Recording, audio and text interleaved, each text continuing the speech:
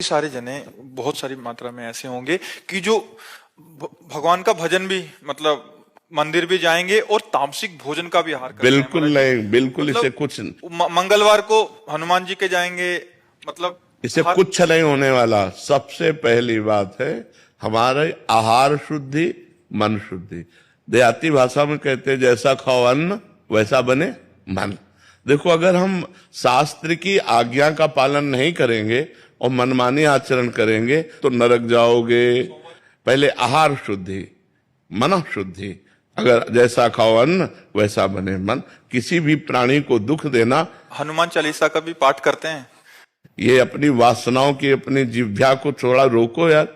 शराब पीते हो, मांस खाते हो, अंडा खाते हो, इस तरह के व्यवहार करते हो और हनुमान जी और शंकर ये ऐसे प्रसन्न हो जाएंगे, ऐसे काम बन जाएगा? कुछ नहीं बन जाएगा।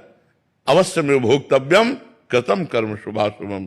जो तुम कर्म करोगे तुम्हें भोगना पड़ेगा।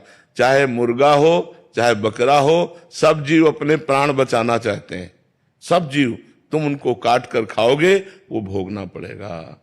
राम जी के रूप में भगवान ने यदि बाली के चरण में बाण मारा तो भगवान श्री कृष्ण के चरण में व्याध के रूप में उसने बाण मारा।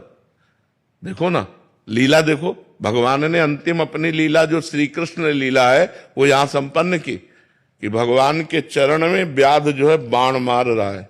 अब आप विचार करो, जब वो सरकार समर्थ होते हुए भी अपने लीला का लीला दर्शन कराते हैं। श्रवण कुमार के वध का संयोग बन गया दशरथ जी के हाथ से, शब्द वेदी बाण मार दिया। तो देखो उनका जो कर्म था वो तड़प तड़प के अपने पुत्र भगवान राम के वियोग में प्राण त्यागना पड़ा कि नहीं पड़ा?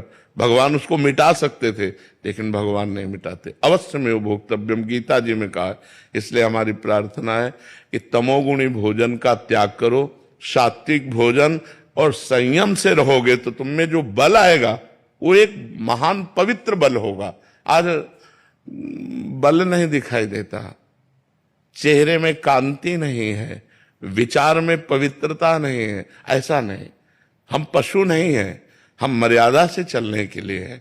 हमारी मर्यादा बनाई गई, शास्त्र मर्यादा हमारी कानून व्यवस्था है। यदि हम शास्त्र मर्यादा से चलेंगे, शास्त्र कानून से चलेंगे तो हमारा मनुष्य जीवन सार्थक हो जाएगा, नहीं तो निरर्थक हो जाएगा। जैसे आजकल बच्चे कहते हैं हम स्वतंत्र हैं। नहीं, स्वतंत्रता नहीं। माता पिता की आज्ञा की परतंत्रता, शास्त्र की आज्ञा की परतंत्रता, गुरु की आज्ञा की परतंत्रता, कानून की परतंत्रता